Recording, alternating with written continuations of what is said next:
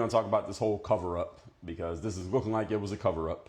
That's what it's sounding like to me. That's what it's smelling like to me, that this was a cover-up, this whole situation with President Biden and his, quote-unquote, mental decline.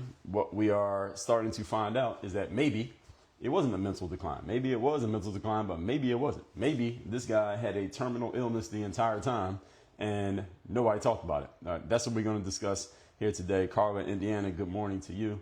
Sounds like this was a cover-up. That's what this is starting to smell like. I was listening to this guy. He's a doctor. He was on Megyn Kelly yesterday, and they're probably going to talk about this even more here today, because not here, but on the Megyn Kelly show, which I do listen to daily. She had a doctor on there, and the doctor was explaining, I'm not going to try to explain it the way the doctor was explaining it, that this type of cancer, you would get this diagnosed like 5 to 10 years ago. It would have been diagnosed. Even President Trump said the hospital that the presidents go to is like the best hospital in the country. They got the best doctors in the world.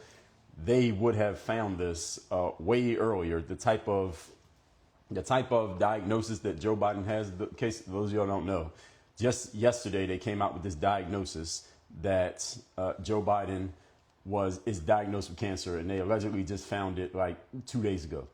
And people are saying, doctors are saying, wait a minute, this type of cancer at that stage with this guy who has the best doctors in the world tending to him, there's no way that they just now found out that he has this. Based on the statistics and based on the way it works and based on the way the cancer grows in the body, there's no way they just now found this out. It doesn't add up, and it logically doesn't add up based on medical experts. So here we go, deferring to the experts. They said this is not adding up at all. Even the guy who worked on Obamacare, who's supposed to, I guess, be on the Democratic side, even he was saying it doesn't make any sense. And there's going to be more conversation about this here today in the news, and I'm going to listen to a little bit more of it myself as well. But they're coming out with this in a